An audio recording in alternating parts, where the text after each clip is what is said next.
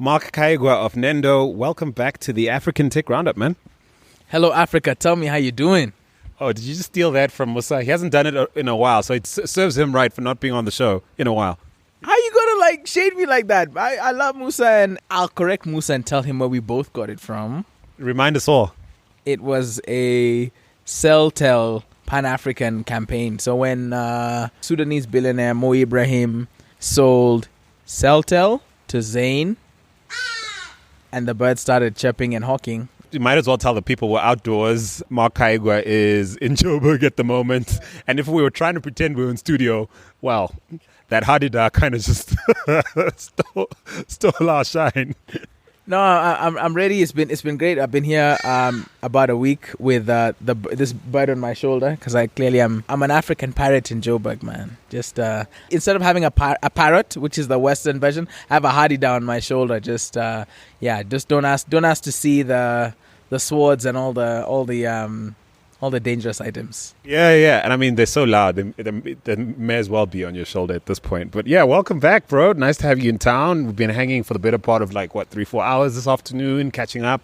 Tell the people actually what you were doing just before we hopped on. I had to pull your phone away, and we're going to talk about your phone because there's another conversation we had earlier that we definitely wanted to share with everybody. Well, I certainly wanted to share with everybody. But what were you doing on your phone? So I was on my phone downloading Boomplay. So long story short is I transitioned from Android to iOS probably about 2015. And I was using iOS. And then in Ghana, I had an Uber driver who made off with my phone. Shout out to you, Uber. I'm being so nasty. I mean, Uber.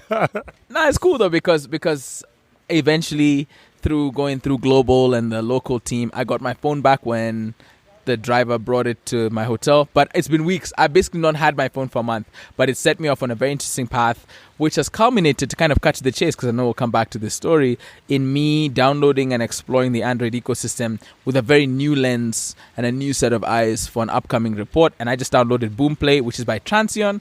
Transsion's the parent company based out of Shenzhen, but obviously working across the world, who have 4 main phone brands: Spice, itel, Techno, Infinix. They may have another, but those are the main ones.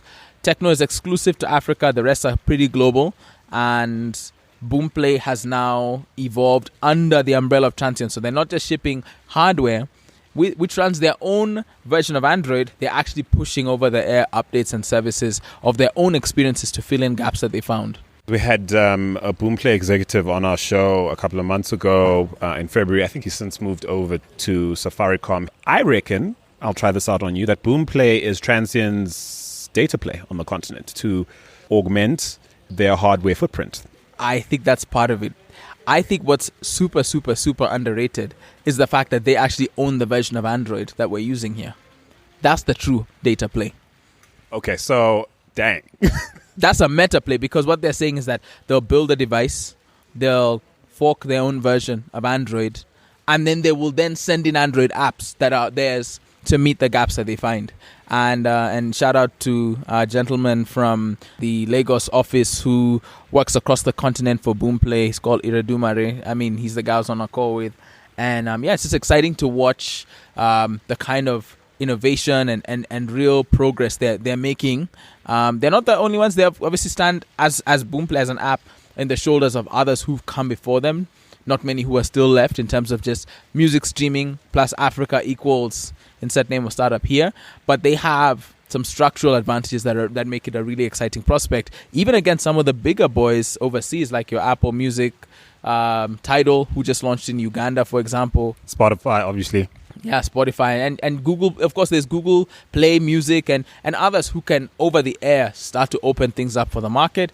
It just needs the licenses and some of the it's actually the legal side of music that needs to be right, because the free and the streaming and the torrenting and the kind of the people kind of sorting themselves out is clearly the old order, and the new order is still open in terms of who which winner takes all, if they take all or if they share the pie.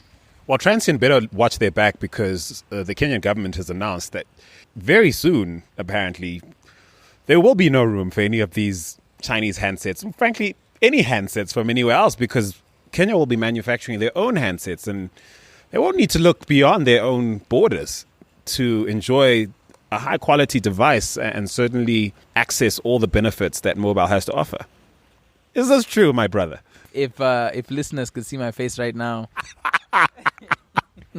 Look, Okay, let's put them in the loop. Okay, so there was a random announcement. I don't know how random, but there's certainly an announcement made by a high-ranking official, Kenyan official recently, stating that Kenya would be investing heavily, something to the tune of a whole $10 million, apparently, in sort of getting the country to take on the mobile manufacturers of the world, man.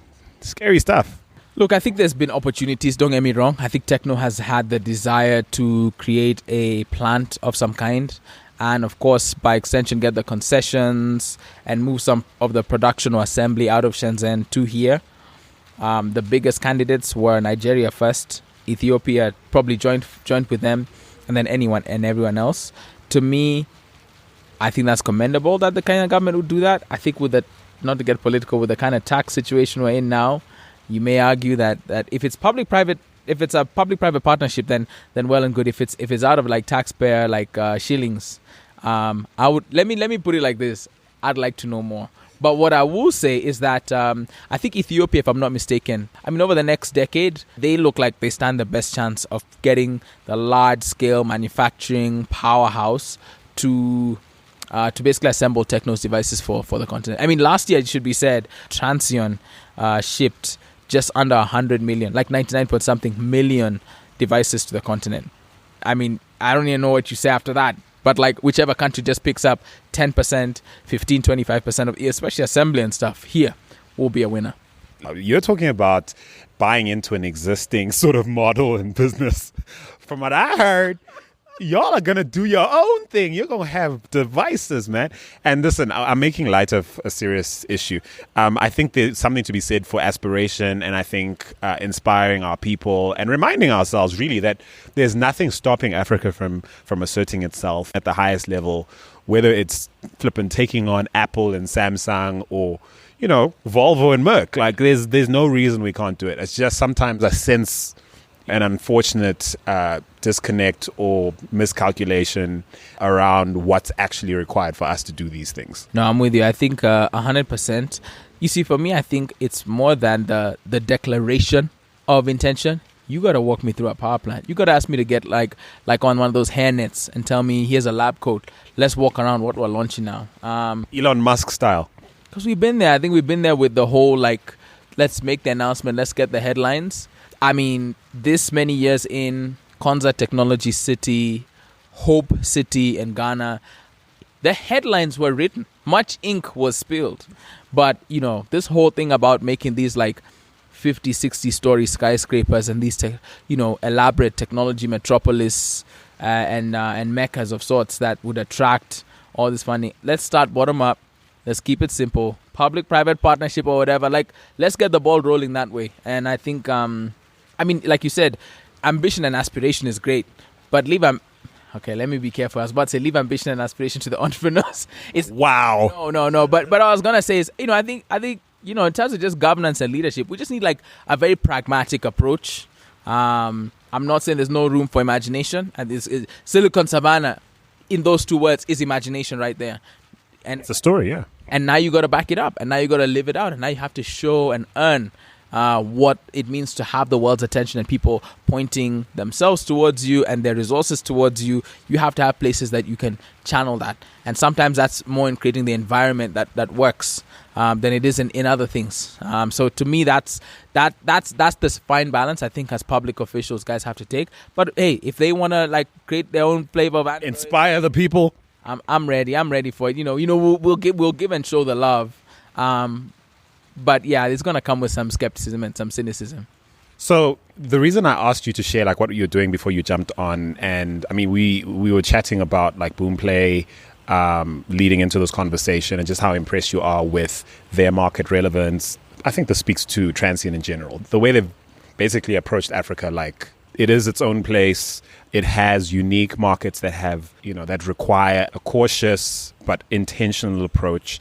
And they're showing that you can do good business and make incredible progress by approaching things this way. Using Boomplay as a case study for how to win at a data play. harnessing trendy digital waves like content and apps and social media and virality and popular culture. Talk us through what you see, because this is fresh. I mean, you just had a conversation with an executive from there, and you're playing with the app now, and you were literally gushing before we got on here. Let's use this as a case study, like while it's fresh. Sure. I think even before I go in, not that I'm like a both sides guy, but there are certain, I think, caveats or trade-offs with the Android ecosystem broadly. We spoke a bit about them, and oh yeah, so let's bookmark that, because we're going to go back to that, because that story about you being iPhone-less for a while and being on Android and how that opened your eyes and stuff, we're going to talk about that thing. So listeners, stick around, because there's a great story around all that. So, but let's talk about Boomplay, and then we'll work backwards. Sure. So I think what's intriguing me about them is there's a lot of the larger story here that I find interesting. So first of all, of course, is to ship a version of devices and not be content to ship hardware, but to say, you know what, we're going to create our own flavor of Android here, and we're going to use that to study and to understand the market. And then once we've done that for enough time, we can then go the extra mile and make adjustments to the Android experience that potentially benefits or is augmented towards our audience. This is counterintuitive to say the way Americans do it, or some other Asian brands do it, which is arrive and just capture our imagination, throw launch parties, just let us all know you're here. The Chinese are clearly okay with doing things slightly different. I need to actually pay homage. So let's allow me to take the listeners back in time and just give a shout out to Alpesh Patel, Nick Regisford, and the guys who started MyPhone. So MyPhone was the first African-owned, African-led phone manufacturer. Now, these guys started early to mid-2000s. They would go to the same Shenzhen, manufacture 10,000, 100,000 devices, bring them back, sell them, go back and forth. I mean, they did all sorts of crazy, wacky experiments and really set a blueprint. So before we knew a Transsion, before we knew Techno Infinix, itel, Spice, any other brands, these guys were out there and they were grinding and doing their thing. Now, I think because of VC and actually a lot has been said about MyPhone, especially by Alpesh himself, the founding CEO. Yeah, we've had him on the show. Yeah, he does not hold any punches, eh? But I recommend listeners go back to listen to that, because that, before you talk about and give some of the credit to Trans, you have to know that they came and learned Africa just like anyone else. But the guy who went to China and picked up the phones and then first met and created unique variants. I mean, phones with like a massive kind of lower or battery or backside, because he's like, I'm trying to go a month and a half with no recharge. Or phones where the bottom part of the phone is a bit lopsided because, that guy on the motorcycle taxi, on the boda, on the, kind of whatever it is, right? The tuk-tuk. Yeah, he needs to have a loudspeaker that powers this device. So to make devices that probably wouldn't sell in that many other places, but that tap into what's the local context. I mean, I'm like, shout out to Alpesh and his team because they did it first, right? And I'm a big believer in just paying it forward and acknowledging the OGs. So that brings us to present day, and I think for Boomplay, what excites me and intrigues me is that you've always had this very incomplete value chain as far as piracy and people just having the desire and the appetite to listen to and engage with their stars, their creators, their entertainers, their musicians, but not necessarily the framework in place to extract the full value and bring that back to the artist. So to me, I don't know what Boomplay pays on royalties or how they arrange their deals, but what I do know is I like the trajectory that's there, right? Hardware to Android to software to music. And then within music, I mean, it's super intriguing. If you buy one of the Transsion devices, the default player is Boomplay. And what I find intriguing about that is that, either you play what's in their catalog or you play what's on your own. And it's one experience. So it's intriguing what that leaves in terms of the imagination for the data that they get and see about audience patterns and behavior. Because they're basically trying to have as much in their catalog that meets the exact needs of different countries and markets, and where it doesn't, then the player will carry for that last mile and you still get like an experience with their app. So, and then you also kind of get the best of what the likes of Opera Mini, for example, deliver in terms of market relevance, realizing just how expensive mobile data continues to be on the continent, how precious it is to consumers. We see Boomplay doing forward-thinking things we haven't seen anybody try and do. When I say anybody, I mean everyone from, the guys who were early here on the continent, like Deezer, to all of these players who that are trending right now. And from what I understand, they are about to make a play in that direction the same way, I suppose, Facebook and Google and all these other guys have woken up to the fact that, hey, okay, we can't bring developed nation specs to a place where, data is expensive. But I mean, Boomplay seemed to be on that tip from day one, and then the token system within the app. Now, this might sound like an ad for Boomplay. It is totally not. What this is an ad for, personally, is market relevance, is respecting the economic potential of markets that you serve. And if you are going to be an Android app and play in sort of Androidville, like Transsion and Boomplay tend to be, and you're going to be pretty heavy-handed with regards to what you're going to scrape from your users. Let's be honest, I had a little chuckle about just how much they're going to sort of harvest off your phone in antiquity, or at least for as long as you have that app. So I figure if you're going to be on that tip, the very least you can do is respect the market you're trying to enter, its limitations and its resource constraints. Yeah, no, I think that, where we're going right now is definitely for the African continent, where privacy, if not already, is a matter of rich or poor, right? It's the haves. Dang, bro, can I just let that hang a bit? Bro, that is mean. That's dark, bro.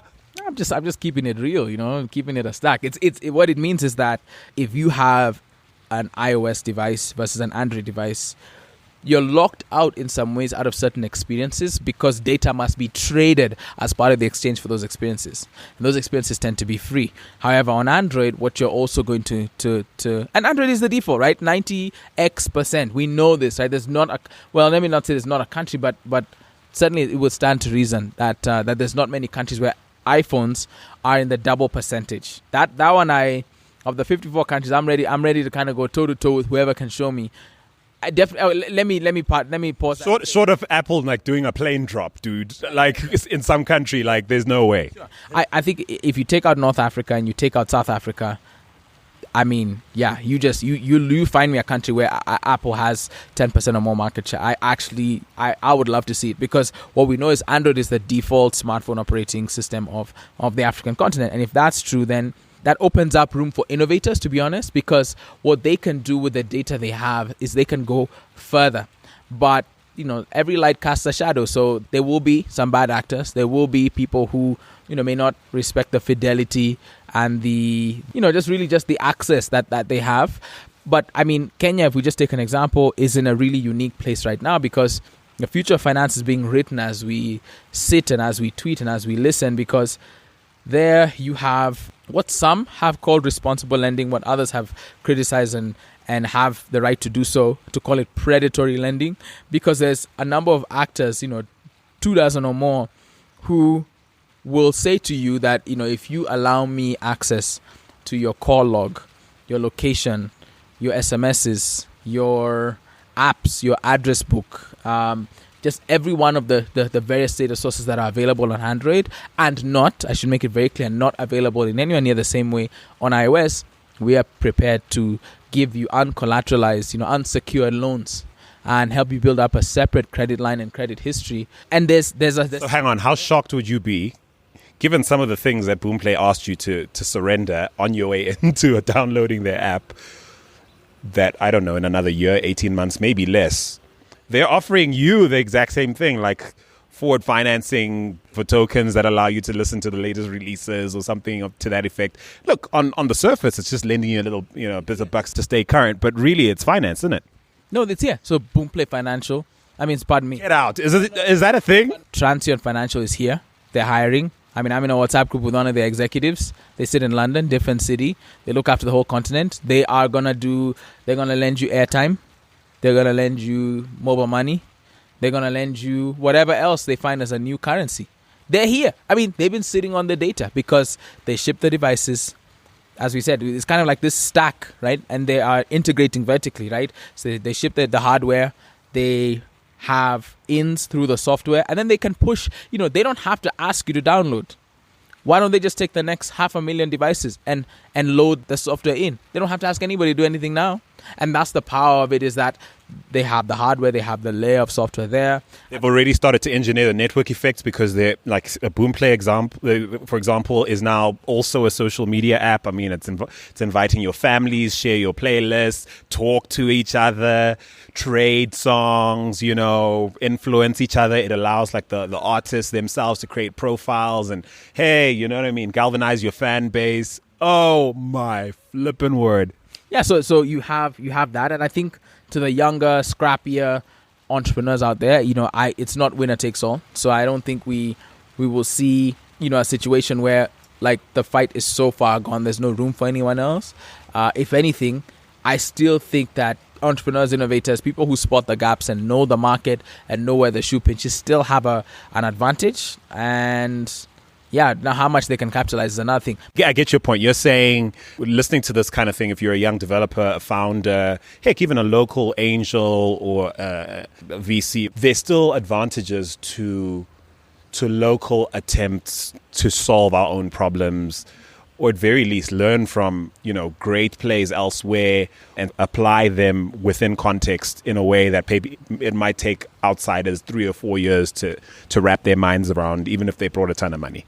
Yeah, for sure. So yeah, my thing. Was that really what you meant to say? Not really, but I finished in one another sentences here, so I'm not going to stop the flow. I think to me Africa is not winner. I mean, even right now, you just don't know who's going to be in or out. You don't have any guarantees, except in certain markets, I think, where you have some very strong front runners. And let me leave it at that. So, and, as you were speaking, I just got distracted. I'm looking at these haridas drinking from the fountain that's like real nearby us, and I'm just worried about them because that water probably has a ton of chlorine. Those things don't know that they're currently engaged in a life-limiting activity.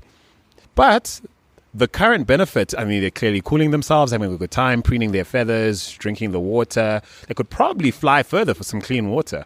But no, right now, this water is pretty nice and clean, although it's going to give them cancer and they're going to die soon. So if you see a moral in that story, folks, well done to you.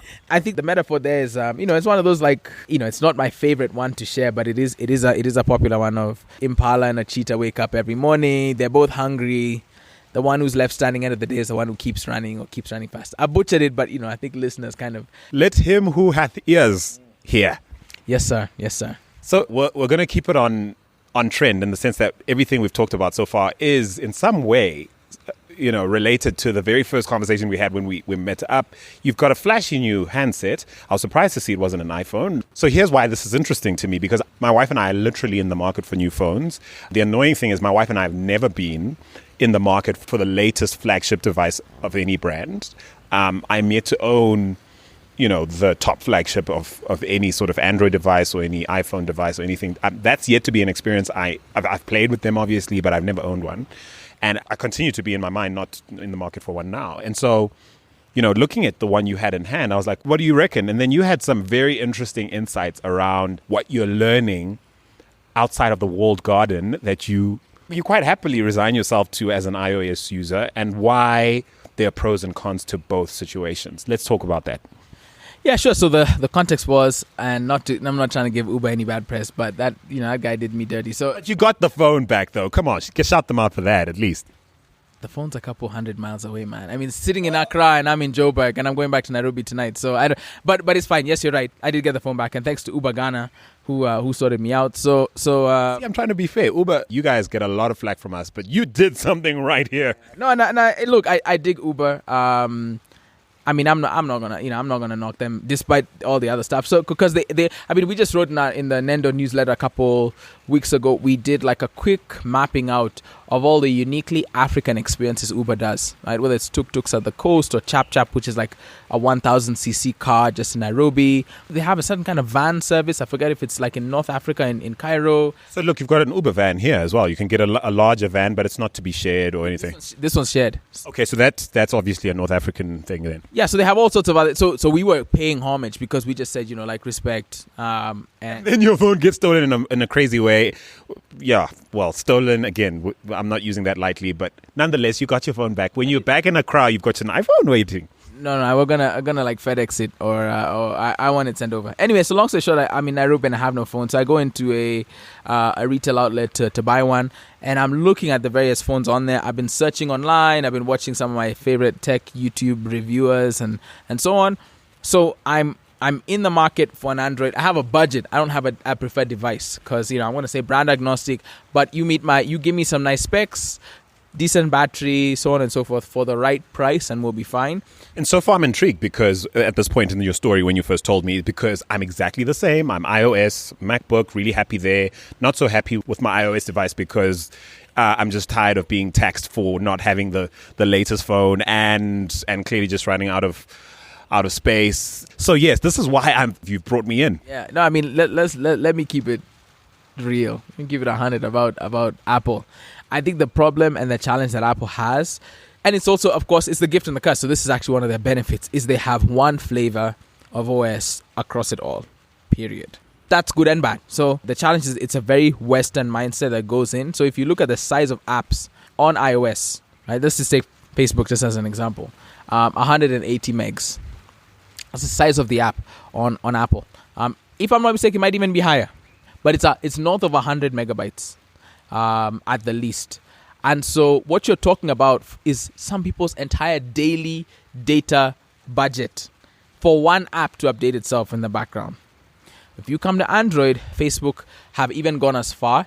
They were a bit late with this, but at the same time, they acquired a company called Snap2 in Israel who had and went on to build some of their most prolific mobile-based experiences. This is from 2011 onward. So I'll give them their due, and the Snap2 crew get a shout out and some love. And I think also Facebook, without going too far into it, do visit the continent, do bring even senior people here.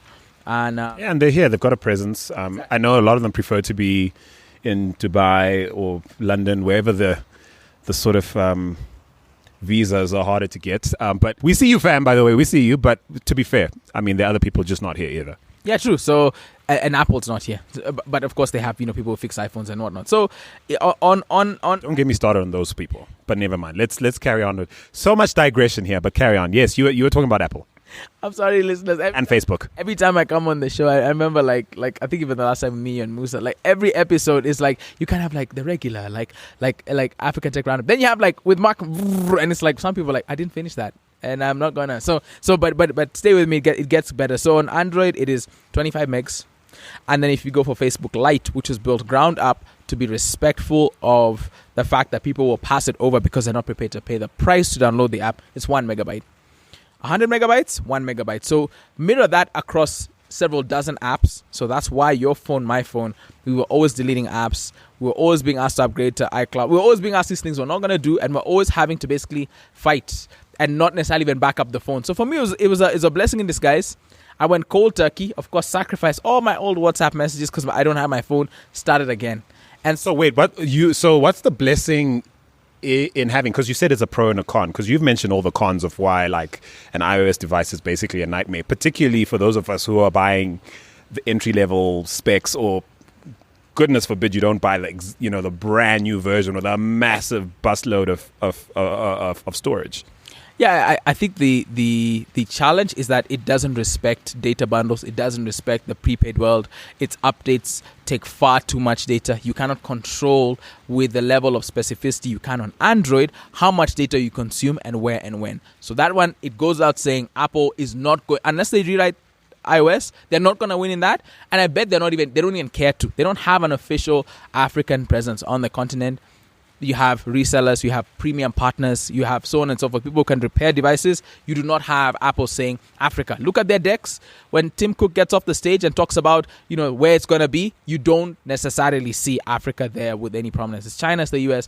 And I'm not here to cry over that. I'm just saying what it is and talking about the back end, about the fact that these devices are going to consume far more data than an Android, with you not able to get the bells and whistles and twist and turn to control that. But that does come with some positives, because if you look at what iOS is trying to do right now to store up and shore up goodwill and Apple's presence, Tim Cook has, of course, tried to really show that they care a lot about the autonomy of people's data and the agency, meaning the control we would have over the data that resides on our devices, right? So, for them, they claim, Face ID as an example, that information never leaves the phone, right? Or that they can't read or they can't and don't read our SMSs and iMessages or whatever. Right. So I'm not here because I know there's like a cybersecurity listener who's like, oh, Mark, I'm about to prove you wrong. I'm not here to talk about the fringe case. I'm just saying take an Android, take an iPhone side by side.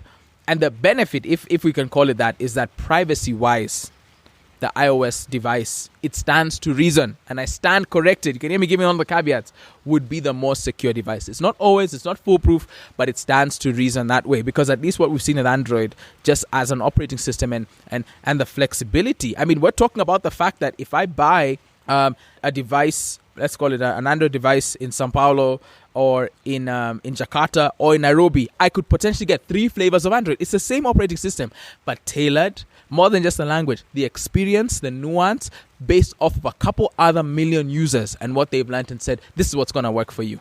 So you have one version of iOS, period. And on Android, you have this flexibility, but that does come with these compromises and certain trade-offs, especially in terms of your own privacy, which is what we saw for Boomplay. Because when I opened it, much like I have been since I've gotten like an Android device, I've been noticing that I'm having to give up a lot of data. And look, it's not happening in quote-unquote secret. This is the other thing we kind of debated, where I was like, as it was sort of telling you, you're about to give your life away. No, not your life away, but you're about to give us fairly invasive access to your data. But we're about to make your life amazing, I guess, is the promise, right? And that's what Boomplay and pretty much most apps on the Android store will promise you, that the utility either matches or totally exceeds what you give up in terms of data. What is your sense of that then? I would never say that they're commensurate necessarily. There's an argument that people take more data than is needed or required. I think part of what GDPR just came to do, despite it being quite complex and hard to figure out, is that And only for Europeans? Yeah, exactly. There's a lot of people exempting Africans from those same standards. I won't name names because it's on the record, but they know themselves, and it's a lot of people. So because even, everyone's still trying to figure out GDPR, but it's there to try and show that there are going to be ring fences on what can you or can't you collect, how do you store it, delete it, forget it, and so on and so forth. And there's a lot of complaints still on the continent about players who, while providing a utility and a service and something that's free, the amount of data they collect, the scrutiny with which they collect it, the disclosures they provide around that, and the ability to for example, one thing that would be interesting to see in Kenya, be it in health records or in even in the financial and lending space, is me controlling my credit score and my digital identity, right? What happens typically is I will form a sense of identity with every one of the various players. With, let's use some examples with Tala, with Branch, with Cider. These are all Android-based applications that do mobile lending, and that will collect a significant amount of data from my phone when I'm not looking, I'm not using it, I'm not aware, in the background. And they do that so that they can, of course, use all that to rate me and provide some kind of loan. Now, sometimes, as I've said, for some of the bad actors, not the ones I mentioned, but as I said, they're 24 plus, their annualized percentage rates can go and fall off a cliff well past 620%, which is outrageous. But that's the state of things, and the fact that it's algorithmically driven also just means that people are, measuring people according to their risk profile, and then sometimes still qualifying them for loans, even though the percentage rate would seem unreasonably or outrageously high. But it's data that is not available on another operating system that's being used to basically appraise people, and a lot of it is happening in the back end, not when you necessarily use the app, but obviously watching your habits with how you use your phone in general, store your contacts, who you call, who you SMS, does your phone go off. So what I'm using now, since I've not had an iPhone, is before I even got to this phone, which is the Xiaomi Pocophone. And Kenyan listeners, I just have to make my apologies now. Poco it's a word that means hooker, informally in Sheng. So, which is quite unfortunate, which again speaks to, guys, couldn't you at least change the name before you launched it in Swahili-speaking Africa? No, let me be clear. I mean, it's POCO on this phone, not POKO, but I'm not here to give like a Sheng lesson. I just have to give that caveat because some people kind of go like, what are you talking about? And I have to explain. So, but it's a Xiaomi device, yeah? Yes. So it's by Xiaomi, and before this I had what's called a Neon Kicker, And then before you jump into that, I just wanted to say, a challenge when you guys find the time and hopefully a well-heeled client who's interested in these matters, which should be everyone listening. One of the things, I mean, we talk a lot on the show about the issue you just unpacked very eloquently around how data is being exploited to basically put Africans into a sort of loop of indebtedness that is potentially damaging to our future as a continent. There's that thing. Then there's the basic thing that even more developed societies is dealing with, which is sort of price engineering that, again, has seeds in being able to sort of track our digital activities online, particularly our purchasing behavior, our inclinations, how long we spend here, what we spend on that, how much time we spend looking for a good deal, and then literally selling similarly priced products to various people at different prices depending on what we know about them, and taking full advantage of that really creepy stuff that enough companies around the world, multinational companies that we'd all know, not least Amazon and others, have literally said this is how we do business. And so here we sit going, go ahead and do it. And there's a point you made that, offline that I want to repeat. I kind of pushed back. I was like, how dare they boom play? Oh my word. You're like, actually, this is exactly where we fight back if we're to fight back at all. Each person needs to realize their role in participating in these systems. And I know it sounds pretty harsh, and it sounded kind of harsh to me, but after processing it a while, I think you're absolutely right. No, I what I'll say is you almost can't pick and choose between the apps, because you kind of had to go back to the mothership of what Android and iOS and the larger theme or goal with many of these operating systems is. So what I would say is that there is still a conversation to be had, but I'm not here to have it at the expense of what I feel are very positive first and second order effects of innovation. Like, we wouldn't be here unless there was, some, I'm not going to say rule bending or rule breaking, but there's definitely some moving fast and delivering experiences where people are trading really their privacy in exchange for experiences that advance them, no matter what that is, right? So is it also fair to say, though, that if something is free, which a lot of this cool and fun stuff is, you need to realize that you're the product. I'm sure a lot of people have heard this before, and if you're the product, you have a responsibility in sort of weighing the pros and cons of what that transaction involves and what that taxes your life or your digital asset registry, your personal digital asset registry over the long term. And like all of us, most of us will just go, we'll figure that out when we get there, in which case we can't get too mad, right? I mean, all I'm saying is that what is Jeff Bezos' search engine? What is, we know what kind of phone Tim Cook uses. How does he search things? You know what I'm saying? Like you got to go all the way there, because it's a very philosophical conversation. But I'm going to get a VPN. I'm getting a VPN soon. That's going to be part and parcel of how I personally start to rein things in. I know in the short term, I might be taxed by e-commerce platforms that actually intentionally give you bad pricing because you're not showing them who you are and allowing them to attach cookies, or trying to trick them by pretending you're actually using a foreign IP address and stuff. But I feel like it's actually good digital citizenship at this point, especially given what I do for a living.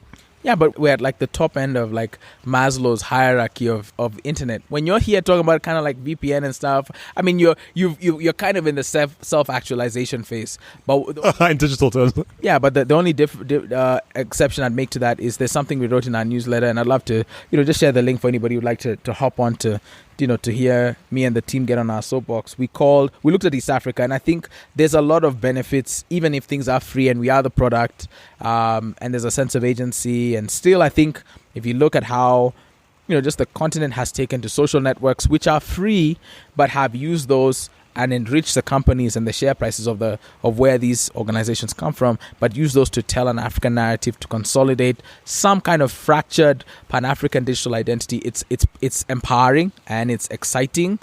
So for us, Kenya is the verbal capital of East Africa, because you look at just how prolific Kenya is at Twitter specifically, and at exporting and holding global and regional players to account, and moving the needle on large conversations using and powered by Twitter, whether in the newsroom, whether in nightclubs or government boardrooms. Twitter cuts across them and just does all sorts of things, including misinformation and disinformation. You go to Tanzania, unmatched. East and Central Africa, nobody holds a candle to them on visual media. So their use of YouTube is why the president has told every YouTuber to register for a license and actually get approved. And there's actually been people in Tanzania who spend nights in prison because they didn't comply, because it's sending a signal to all YouTubers that we see the power of the people in the visual medium. The second place where they are prolific and downright spectacular is Instagram. You cannot touch. I mean, I'm going to venture to say, even in South Africa, like there's lessons to be learned across the world on how Tanzanians use Instagram. That's why with YouTube and Instagram, they're the visual capital of East Africa. VPNs, funny you should mention them. Uganda is the VPN capital of East Africa. After an internet shutdown during the presidential election and a social media tax right now, so you want to access your WhatsApp. You wake up this morning, you want to get your WhatsApp, your Facebook, your Twitter, your Fix. You have to send and pay your social media tax. And I have the stats and had a deck. I was in Kampala 2 weeks ago. I was just showing that there was a massive dip, right, in just all connected devices in Uganda when they put in the tax, because people, first of all, couldn't believe that it's real. And then I started to self-correct. So people are paying it, or, as we've said, they're using VPNs. I use a VPN as well. And like you say, we make some of these trade-offs, but you have to be a certain kind of person to... I've been very surprised. Uganda's the exception, where, Entebbe, Jinja, Kampala, some of the cities, I haven't traveled that far. But you see people who know what a VPN is and use one, and it's amazing to me, because that's a concept where when there was no internet and the only way was to use a VPN, it picked up. And now with the social media tax, to go around it or to evade it or to escape it, you need a VPN. So there are certain pockets where there'll be some innovation because it's necessitated upon them. And I think Uganda and just Kenya and Tanzania, that's one of the ways that we're being net positive contributors despite the circumstances. You're just saying don't throw the baby out with the bathwater, which I think is fair, but I remain an idealist. No, you got to be an activist. So real quick about the devices I picked up. Because we need to be quick. Let's close the loop on the story. Like, people are like, you started us on this device story. Like, what device is he using and why? And yes, and then there's that cool other device, we talked about earlier that I wasn't even aware of. Try and close the loop for us, yeah? Yeah, sure. So if you look at first-time smartphone users and the fact that nobody defines what a megabyte is for them, you have low-end smartphones that struggle to keep up with the latest version of Android and with all the security and app updates and so on. So Google did something that I think is commendable, because they last year in October launched Android, and they had been testing it for some time, Android Go Edition. So it's Oreo Go Edition. You will have Pi, which is the current version, and Go Edition of that too. And what they did is they said, look, we have to say that it is not the telcos and it's not how they price bundles. If people are complaining, let's start with us. And they did this in India primarily and tested there, and now it's available worldwide. The Neon Kicker, that phone that I picked up in Nairobi for $35, 3,500 shillings thereabout, came with, it was on the Safaricom network, just as an example. In full disclosure, they're a client, but this was immaterial. I bought the device just the same way anyone else would. It came with 6 months of data as part of the package, 500 MB a month. This is an entry-level smartphone, right? It was also written down in terms of the price. Came with a screen protector, came with a case. And I was actually surprised. I was like, this is not bad for like an entry-level device. Long story short, it runs Android Go Edition. So what it does, which I'm really enthusiastic about, is they've gone to Maps and said, you know what, we're going to build 2 separate apps. One to get the information of where you are, and another one to help you do live turn-by-turn navigation. Why? Because who said they have to be the same app? And who said it has to be that much data? Let's strip it from 25, 50, 100 something megs to literally 1, 2, 3, 8, 10, 12, 15 megs. So they have stripped back. They built Gmail from the ground up. They built YouTube from the ground up. You can actually send almost via, I think, a Bluetooth protocol of sorts between Androids with YouTube Go. I can send you a video. I downloaded it on my data, but you don't have to pay with your data.